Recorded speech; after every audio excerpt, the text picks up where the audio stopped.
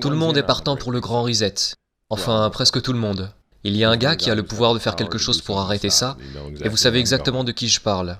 Et ils ont fait une erreur quand ils ont essayé de mettre Trump de leur côté. Ils ont invité Donald Trump à Davos, 2 fois je crois. Mais en janvier, quand Donald Trump a vraiment commencé à voir la bête qui se dressait contre lui, il est allé à Davos, oui, au Forum économique mondial, et il leur a fait un énorme doigt d'honneur. Nous nous sommes engagés à préserver la majesté de la création de Dieu et la beauté naturelle de notre monde. Mais pour embrasser les possibilités de demain, nous devons rejeter les éternels prophètes de malheur et leurs prédictions de l'Apocalypse. Ces alarmistes exigent toujours la même chose, le pouvoir absolu de dominer, transformer et contrôler chaque aspect de nos vies. Nous ne laisserons jamais les socialistes radicaux détruire notre économie et ruiner notre pays.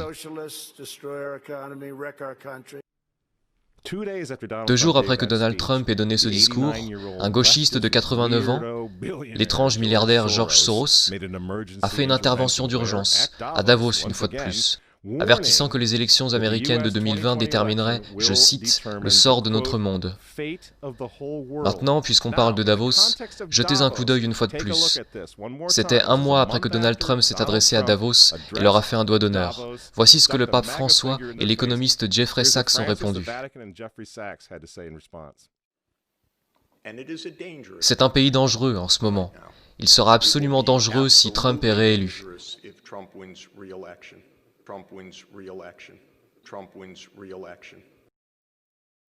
François a invité ce type au synode sur l'Amazonie en tant qu'invité d'honneur et conseiller. Il est aussi conseiller de Bernie Sanders. Qu'est-ce qu'il fait au Vatican? Pourquoi ce type qui est un promoteur, pour le socialiste pur et dur Bernie Sanders, se retrouve en tant que conseiller pour le pape? Pourquoi a-t-il ces accès au Vatican? Jeffrey Sachs soutient l'avortement et la contraception, mais ce n'est pas un problème pour le Vatican. Pour le Vatican, pour le pape François et pour ses amis à l'ONU, c'est évidemment Donald Trump le problème. Je considère clairement l'administration Trump comme un danger pour le monde, mais tel que je le vois, comme un phénomène purement temporaire, qui disparaîtra en 2020.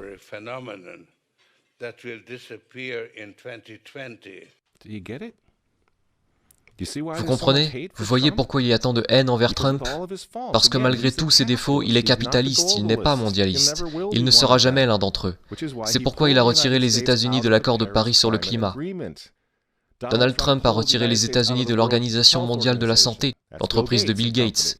Et maintenant, il menace de retirer les États-Unis de l'Organisation mondiale du commerce. Les gens disent « Oui, Donald Trump s'est marié 2 fois, c'est vraiment un homme mauvais. Mais il est en train de tenir tête à des démons. Personne n'a dit qu'il était saint. Il frappe les vaches sacrées des Nations Unies dans le monde entier en ce moment même. L'Assemblée générale vote couramment à 185 voix contre les États-Unis sur presque tous les sujets désormais.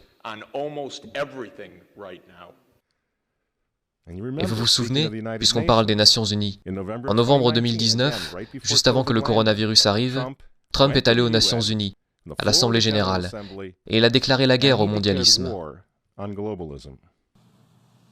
Les dirigeants avisés mettent toujours le bien de leur propre peuple, de leur propre pays, en premier. L'avenir n'appartient pas aux mondialistes. L'avenir appartient aux patriotes. Peu après le discours que Donald Trump a livré à l'ONU, que s'est-il passé? Le coronavirus s'est répandu dans le monde, et l'économie américaine qui était en plein essor a été mise sous assistance respiratoire. Pensez-vous que c'était un accident?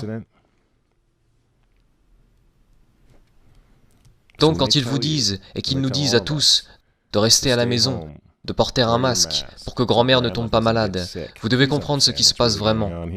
Ils ne se soucient pas de votre grand-mère. Ils ne s'occupent pas des personnes âgées. Ils ne se soucient pas des bébés. Ils veulent les avorter, afin de pouvoir sauver notre société. Ils avortent des millions de bébés dans le monde entier. Ils ne se soucient pas des bébés, ils ne se soucient pas des personnes âgées. En réalité, si vous voulez sauver votre grand-mère, dites aux mondialistes de rester loin d'elle.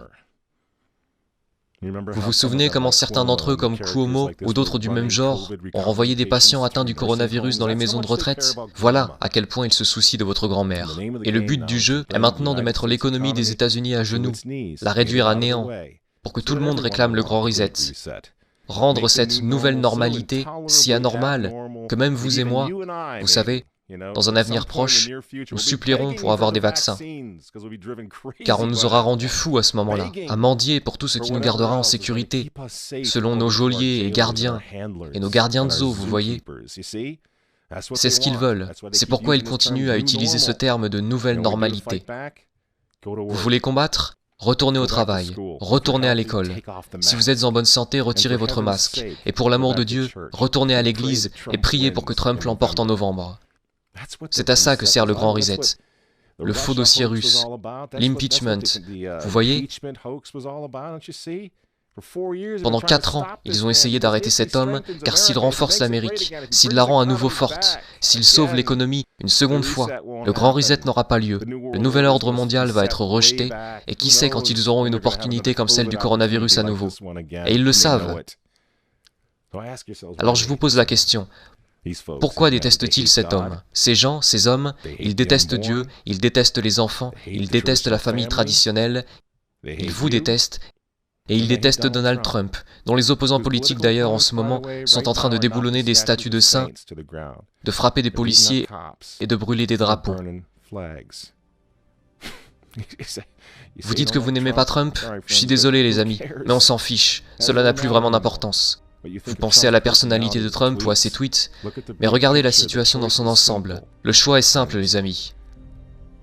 Levez-vous avec les Américains dès maintenant, ou tombez avec le nouvel ordre mondial dans un avenir pas si lointain. Il n'y a pas d'autre choix.